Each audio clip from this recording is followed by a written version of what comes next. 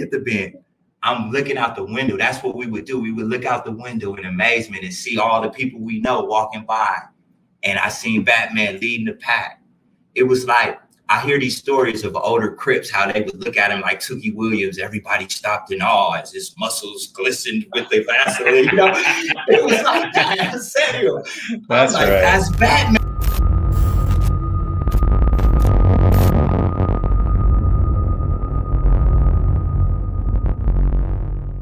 Let's talk about the homie from Visalia, Batman. Do you know the guy?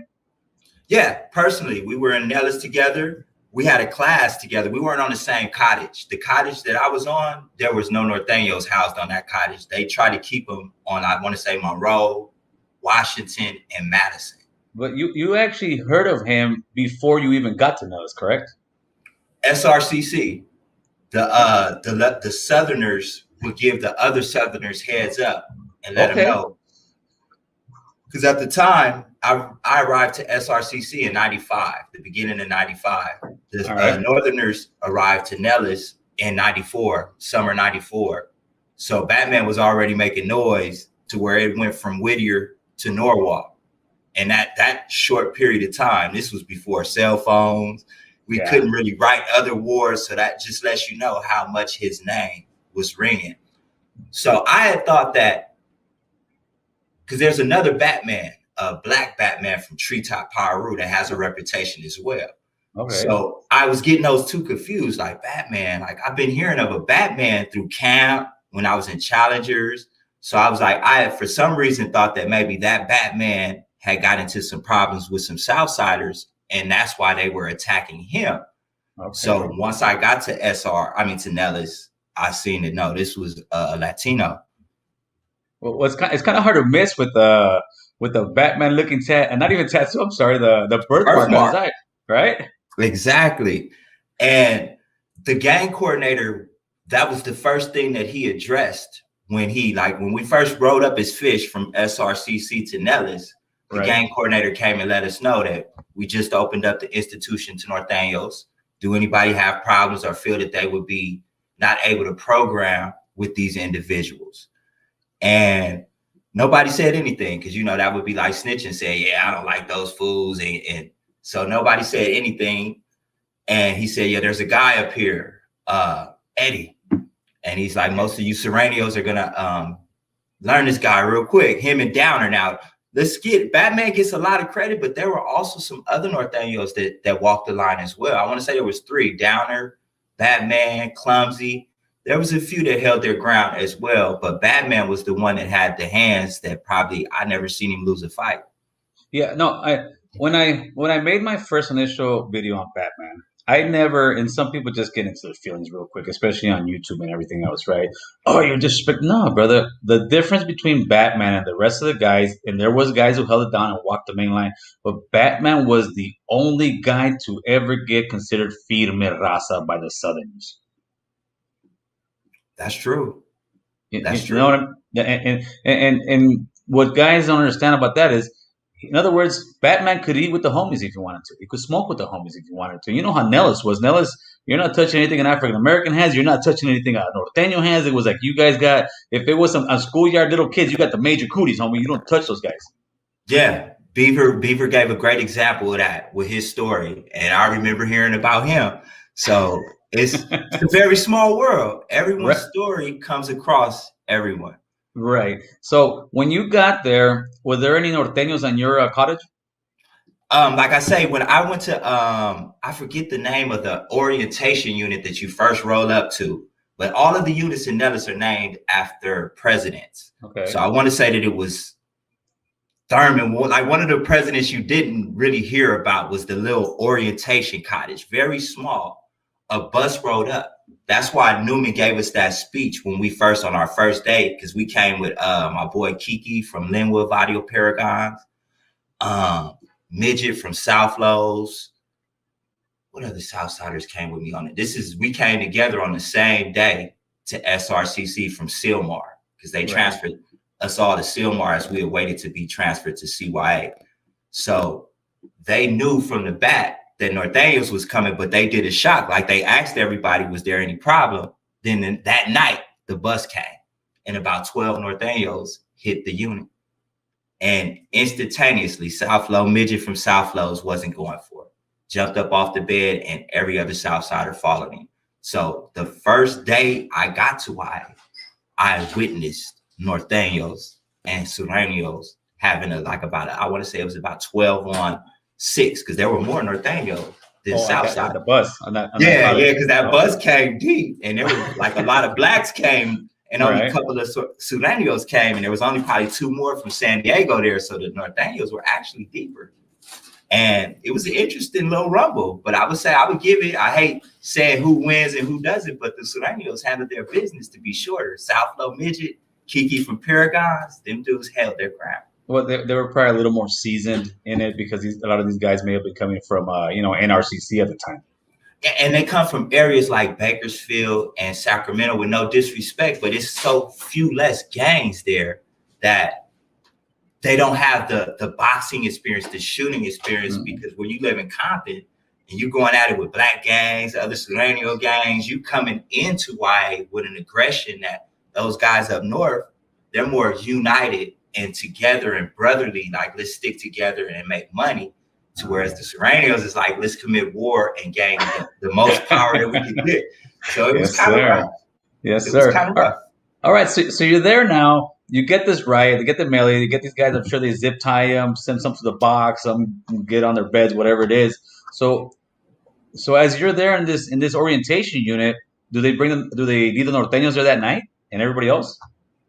See, which was different from Nelles, from the other institutions, when there was, what they do is they get the instigators. So of course, midget from South Lows, the first Sureños that ran after, and they gave pretty much the Norteños were on a pass because they knew that what they were facing.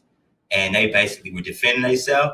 So they kept them there, sent midget and them to the hole, which was a little unit next to Nixon. So we had our own little box.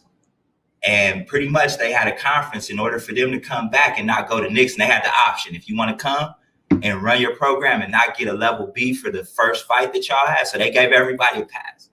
No level Bs. So, because they knew the Sureños had to handle their business. And at the same time, they knew that it was unfair to put these guys here with them, but they had to follow what the governor's office had said and integrate. And so, okay, so yeah, that's what I heard about was different about Nelles. And I heard Nelles a lot of times fights were just level A's. Yeah, it was really understood that, and I take this as part of the setup, as keeping us in the system, hating each other.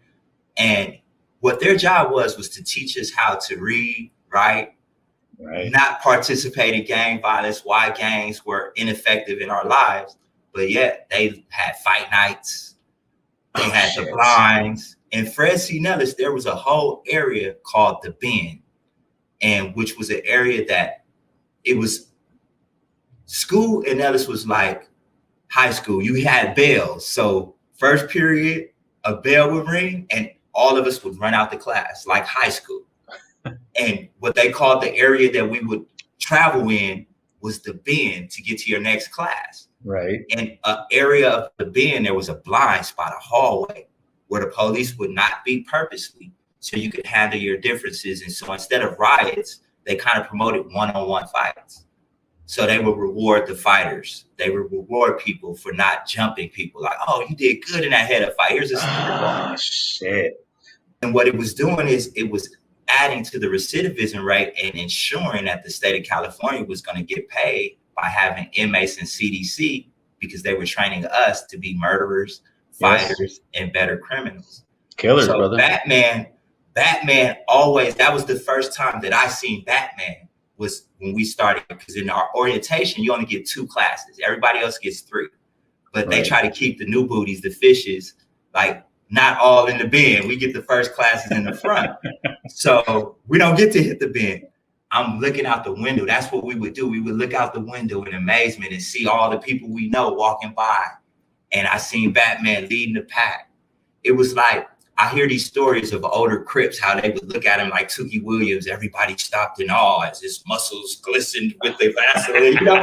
It was like that. Samuel. I'm That's like, right. that's Batman. That's the dude with the, That's we the guy heard I've been hearing about. Yeah. that's him. And seeing that he was like stocky, but short like me, like gave me kind of hope. Like he's kind of little like I am.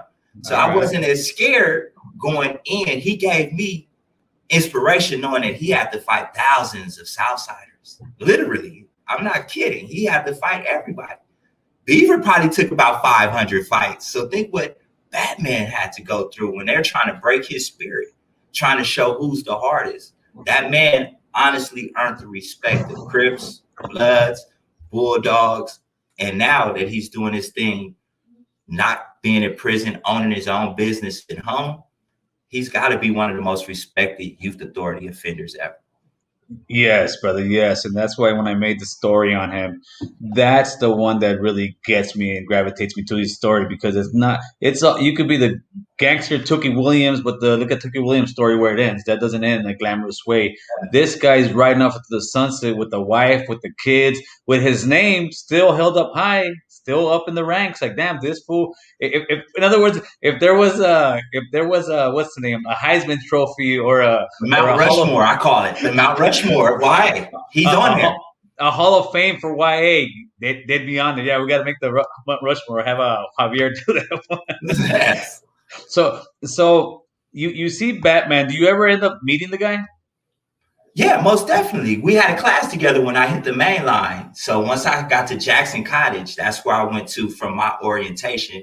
I went to Jackson, and me and Batman shared the janitorial service class together.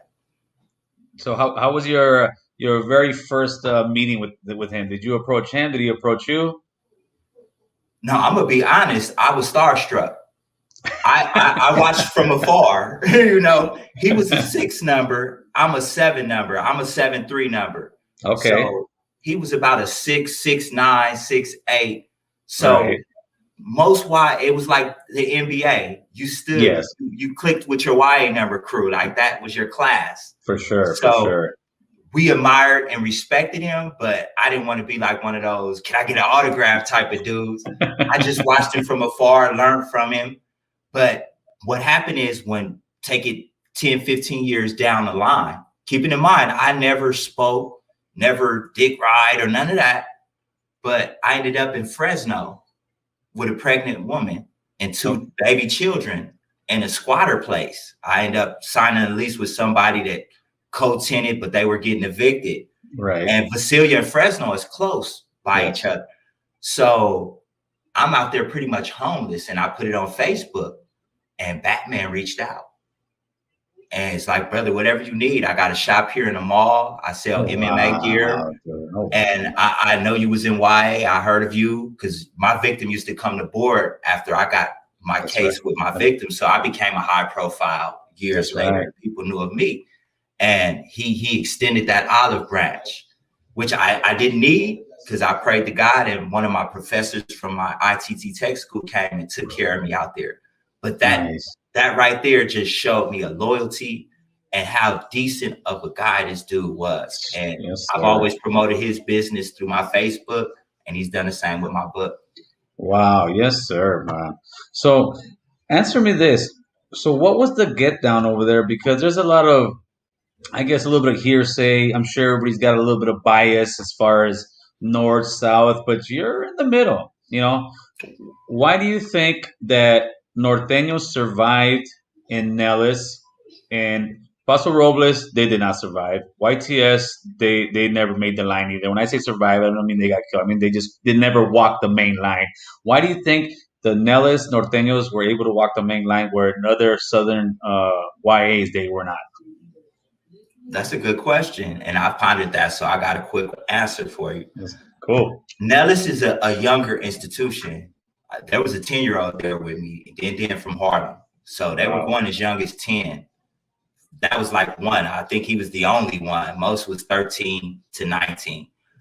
But these younger kids were more, how could I say, flexible. You get to Paso and YTS, you start having individuals that have been to prison, and know the politics, like are connected to the MA, and they know that's a no-no. So it becomes more to where these are kids, and it's more, they don't really understand. We're still learning the politics and the gang culture. Right. And I believe that being that young, because I went when, like I say, Miss Baker got killed in YA, that shifted everything. That also kicked Batman out of Nelles and sent him to fire camp. Okay. So I ended up going to Paso, and looking at Paso, I'm gonna be honest with you. This is gonna be another unbelievable story of mine, but there are people who were there who will remember, like Pablo from Florence, not Florence, but Bakers, and Froggy from Bakers. I was kind of like Fi Raza. Like the weirdest thing ever. There was a clique, a car, Ramfla, started by, I don't even want to say the homie name from Florence. Yeah. He's a Southsider. But one of the homies from Florence was like, I'm tired of the politics.